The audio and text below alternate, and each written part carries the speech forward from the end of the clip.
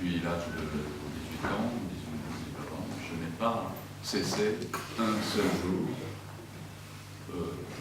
d'apprendre le français. Je suis tout le temps dans ce processus d'apprentissage interminable, infini, parce que la langue, une langue, n'importe quelle langue, elle est toujours plus grande que vous. J'ai pris contact avec le français, j'ai le sentiment de l'avoir épousé même un peu, notre langue. Et c'est parti comme ça. Et ça fait 40 ans, plus de 40 ans, que je vis de cette façon-là, que je vis dans cette immense maison qui s'appelle langue française. C'est une maison, c'est un royaume, c'est un espace, c'est un pays. Alors il préparait son roman à l'époque, son livre qui s'intitule « Chagrin d'école ». Voilà. Et cette amitié entre Daniel et moi a fait que, voilà, on a skypé plusieurs fois, et puis il m'a proposé de traduire « Chagrin d'école ». Et le problème de l'enseignement et de l'éducation, c'est comme je suis prof, je suis dedans, et quand j'ai lu ce livre, ça m'a passionné, et puis je me suis dit, mais c'est une bonne occasion de faire connaître un peu le système français, et puis comment ça se passe dans les classes.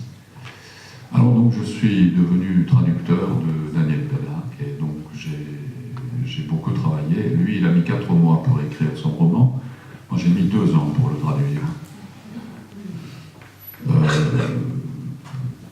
Et à la fin de ce travail de traduction, je suis venu en France pour discuter avec lui, pour améliorer mon texte japonais, pour peaufiner, et puis j'avais des questions à lui poser. Donc j'ai passé 10 jours chez lui pour finir ma traduction, et j'ai gardé l'enregistrement. Nous avons peut-être discuté une vingtaine d'heures. On commençait à travailler à 10h du matin, et j'attendais, je suis très matinal, j'attendais qu'il se lève, et dans sa bibliothèque, je feuilletais un livre. C'était un livre de J.B. Pontalis, Monsieur Pontalis, Jean-Bertrand Pontalis, un éditeur chez Gallimard, et puis un très célèbre psychanalyste, un livre extraordinaire sur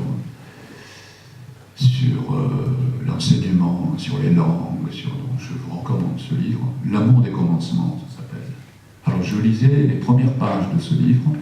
Là-dessus, Daniel Pennac arrive et il me demande « Tu connais ce bonhomme, ce monsieur ?»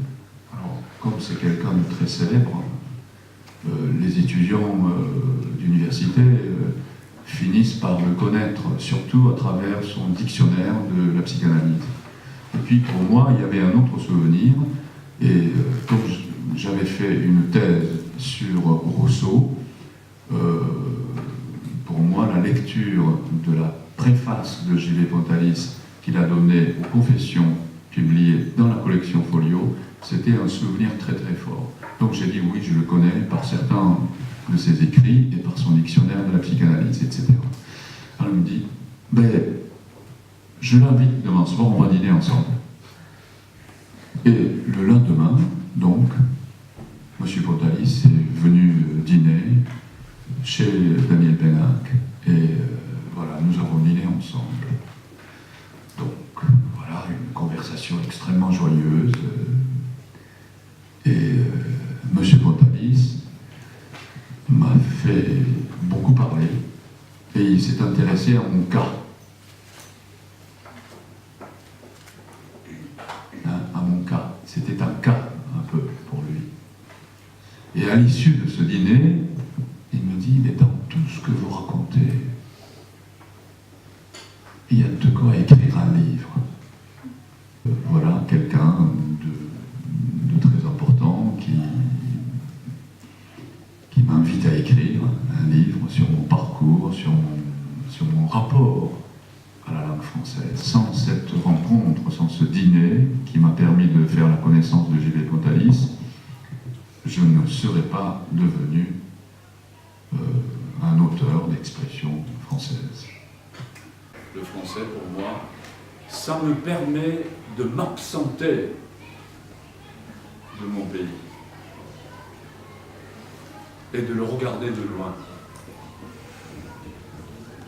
Et d'être, comment dire, vigilant par rapport à la langue, à tous les phénomènes linguistiques finalement. Quand on ne parle qu'une langue, à mon avis, on est prisonnier de cette langue et on est, comment dire, on n'est pas libre. Voilà, je crois que c'est une expérience, c'est une forme de liberté que j'ai eu la chance de connaître par la médiation de cette langue qui est devenue très proche de moi. Donc c'est la liberté, je crois, c'est la possibilité d'être libre. On croit être libre dans sa langue, mais on croit dominer sa langue, mais c'est plutôt le contraire, c'est la langue qui vous fait parler. Vous êtes d'une certaine manière prisonnier de votre langue. Moi j'étais prisonnier de ma langue d'origine. Et le fait de connaître une deuxième langue, voilà, ça m'a permis de m'absenter. J'aime beaucoup cette expression, je m'absente du pays qui m'a vu naître pour le regarder de loin. J'habite le français, c'est un philosophe français d'origine roumaine qui s'appelle Cioran, c'est un grand écrivain qui a dit ça. On n'habite pas un pays, on habite une langue. C'est ça la patrie. Et j'ai un peu ce sentiment. J'habite le français, et pour moi d'ailleurs c'est une manière de dire que je n'habite pas la France. Je n'habite pas dans votre pays.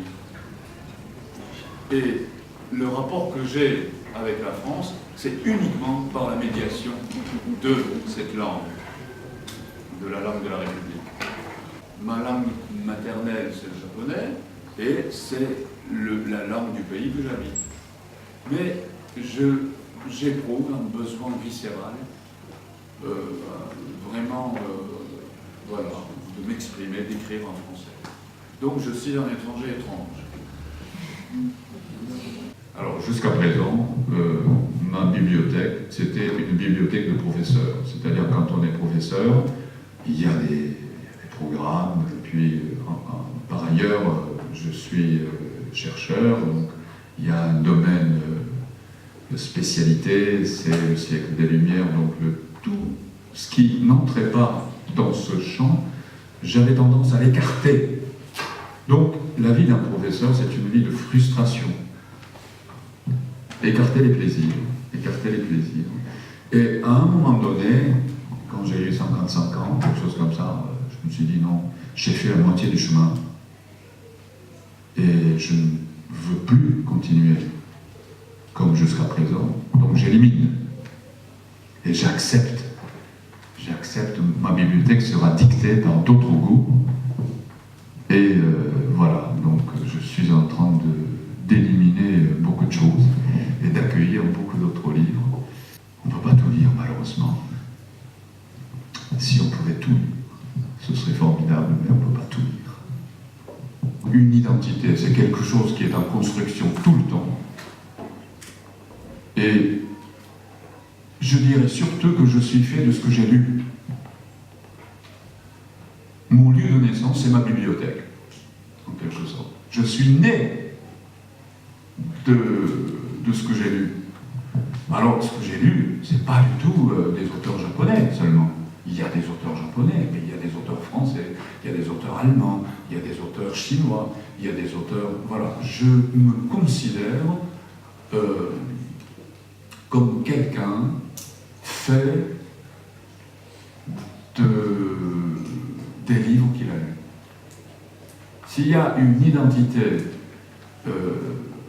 chez moi, c'est celle-là sans doute, mais qui est changeante, puisque elle s'enrichit sans cesse.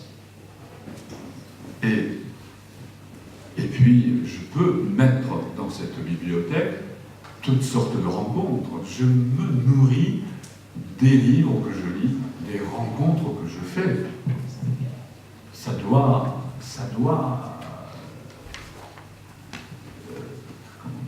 transformer un être sans cesse.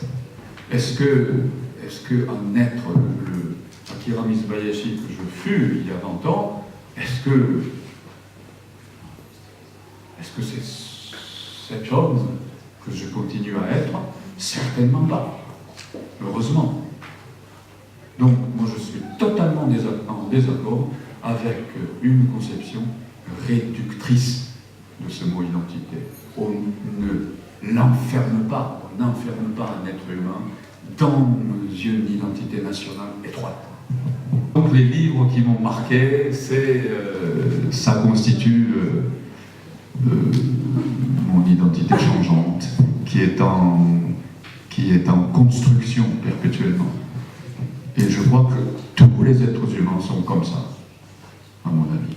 Et c'est totalement fallacieux et idéologiquement, manipulateur de réduire un être humain à son pays, à son village, à son pays, à sa langue, etc. Je crois qu'un être humain, c'est un être fondamentalement ouvert. Je vous remercie.